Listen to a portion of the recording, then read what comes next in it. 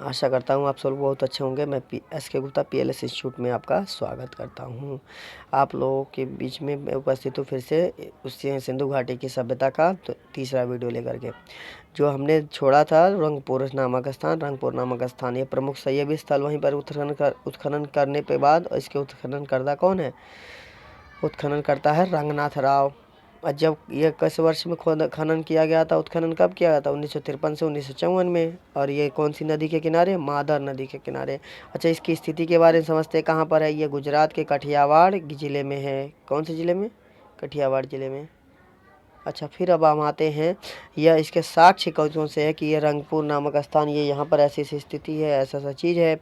उसके बारे में साक्ष्य के बारे में देखेंगे। धान की भूसी और गेहूं की खेती। धान की भूसी और गेहूं की खेती हमको यहाँ पर मिलती है, और जिसके कारण हम इसका पता लगा सकते हैं कि यहाँ पर इसके ये जो सभ्यता है ये भी सिंधु घाटी सभ्यता से रिलेटेड इंडस वैली सिविलाइजेशन। अच्छा, आप लोगों को स्वास्तिक का चिन्ह मैं बताना चाहता हूँ कि यह सबसे ऊपर जो चिन्ह दिखाई दे रहा है ना, यही स्वास्तिक का चिन्ह है जो हमको खुदाई करने पर पीछे मिला है। अच्छा, फिर आते हैं अब रोपड़ नामक स्थान कहाँ पर है? ये रोपड़ नामक स्थान, ये भी एक स्थल मिला हुआ है, रोपड़ नामक स्थल। और इसके उत्खनन करता है यज्ञदत्त शर्मा। यज्ञदत्त शर्मा उत्खनन करता है, जो इन्होंने कब किया था इसका उत्खनन इन्होंने किया था 1953 से 1956 में। और इसने कौन सी नदी के किनारे पर? सतलुज नदी के किनारे पर। अच्छा, ये स्थिति इसकी कहाँ पर है? रूपनगर, पंजाब में पड़ता है जो, ठीक है। पंजाब के अंदर ये रूपनगर एक स्थान है, वहाँ पर से खुदाई हुई और जहाँ पर से ये रोपड़ मिला।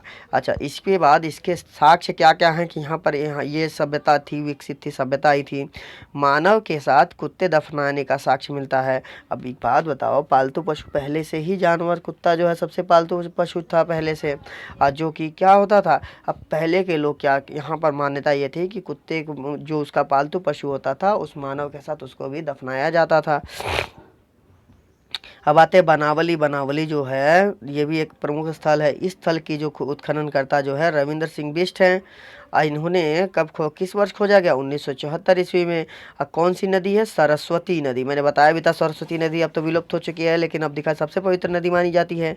अब आते हैं इसकी स्थिति कहाँ है? स्थिति हरियाणा में फतेहाबाद। कहाँ? हरियाणा के फतेहाबाद में है। और मिट्टी से बना हल इस यहाँ पर खिलौना और जौ वगैरह के अवशेष हमको मिलते हैं, जिससे हमको पता चलता है कि यहाँ पर जौ भी उगाया जाता था और मिट्टी से बना हल का उपयोग किया जाता था। अब आते हैं आगे, हम आएंगे वैदिक संस्कृति। अब आपको मालूम ही है कि वैदिक सभ्यता आती, फिर वैदिक सभ्यता में वैदिक संस्कृति है। वैदिक संस्कृति जो है इसके संस्थापक कौन है? आर्य थे। आर्यों की जानकारी का स्रोत कौन सा? ऋग्वेद। प्रमुख नदी कौन सी है? सिंधु नदी। देखिए, सिंधु नदी के किनारे बहुत सी सभ्यताएं हमको मिली हैं, ज़्यादा से ज़्यादा सभ्यताएं हमको सिंधु नदी किनारे मिले। और सभी सभ्यताओं को, आप सभी लोगों को मालूम है कि सभी सभ्यताएं ज़्यादा से ज़्यादा विकसित होने के लिए नदियों की आवश्यकता पड़े, क्योंकि पानी की तो भैया जीवन जीने के लिए आवश्यकता चाहिए ना। तो इस जीवन जीने के लिए सबसे प्रमुख पानी है, और उस पानी की पूर्ति कहाँ होगी? नदियों के किनारे। इसलिए चाहे पशुपालन हो, चाहे कृषि हो, चाहे खाना बनाने के लिए, चाहे सब चीज़ों के लिए उपयोगी अगर है तो जल है, जल ही जीवन, ऐसे थोड़ी ना कहा जाता है। इसी के कारण अब आते हैं प्रमुख नदी जो थी सिंधु नदी है। नदियों के प्रमुख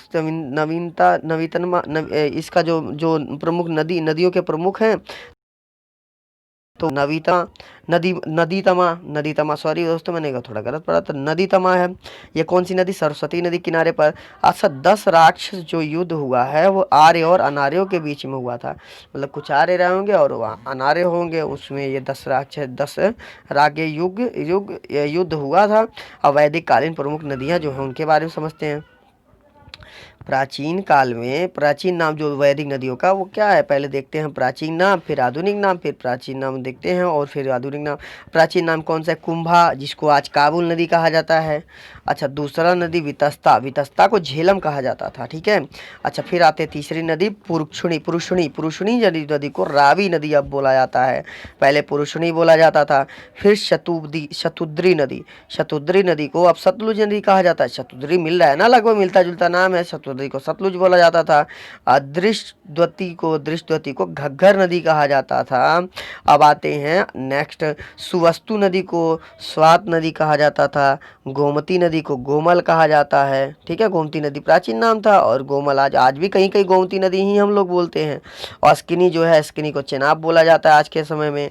बिपाशा नदी थी, बिपाशा नदी को व्यास बोला जाता है। अरे भैया विपाशा बसु नहीं भैया, विपाशा नदी का नाम है। ठीक है, गलत मत समझ लेना। ठीक है, तो विपाशा को व्यास नदी अब बोला जाता है। और फिर सदनीरा को गंडक, ये गंडक नदी परियोजना जो है हमारे भारत और नेपाल के बीच में बनाई गई है। और ये भैया बहुत ही मतलब विस्तृत रूप से यहीं से राप्ती वगैरह की नदियाँ निकलती हैं। अब आते हैं नेक्स्ट क्वेश्चन, ऋग्वैदिक काल के प्रमुख देवी देवता जो इसमें सरस्वती नदी। अब इसमें देवी देवता कौन कौन से? सरस्वती थे, जिनको नदी देवी कहा जाता था। बाद में विद्या की देवी कहा जाने लगा। अब सरस्वती नदी को आज तो हम लोग सरस्वती माता कहते हैं, पहले क्या कहा जाता था? नदी की देवी कहा जाता था। फिर पूषण नदी को पशुओं का देवता कहा जाता है। और फिर बाद में वनस्पति का देवता। फिर ये देखो दोनों देवता बोला था। पूषण को पूजा करते थे देवी देवताओं की। अब इनको कहा जाता था पूषण देवता जो है पशुओं की रक्षा करते हैं, इसलिए पशुओं के देवता हो गए। और वनस्पतियों के देवता भी इन्हीं को माना जाता। मित्र जो थे, मित्र भी देवी देवता, मित्र देवता थे।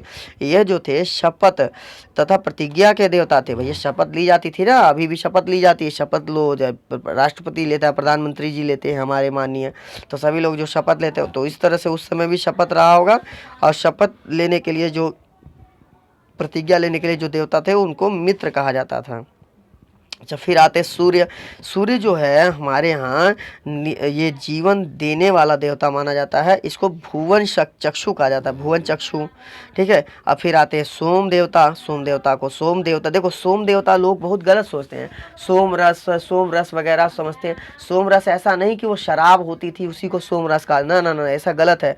सोम रस वो जो होता है वो एक पौधा होता था, प्राकृतिक वस्तु जो होती थी उससे कुछ रस निकाला जाता था, जिसके कुछ नशा होता था, उसको सोम रस कहा जाता था।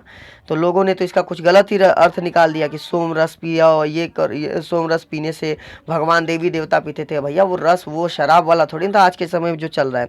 तो ये सोम जो देवता का पूजा था, वनस्पति के देवता, वनस्पति यहाँ पर देखो वनस्पति का नाम भी दिया गया है। तो सोम अगर आपका नाम पूछा जाए तो वनस्पति के देवता। फिर अग्नि जो है देवताओं और मनुष्यों के बीच मध्यस्थता स्थापित करते थे। और फिर आते अग्नि जो थे युद्ध के देवता थे। अग्नि जो थे देवताओं और मनुष्यों के बीच मध्यस्थता, और इंद्र जो थे युद्ध के देवता थे। तो युद्ध के देवता के रूप में उस समय इंद्र भगवान की पूजा, आज भी तो इंद्र भगवान बोला जाता है।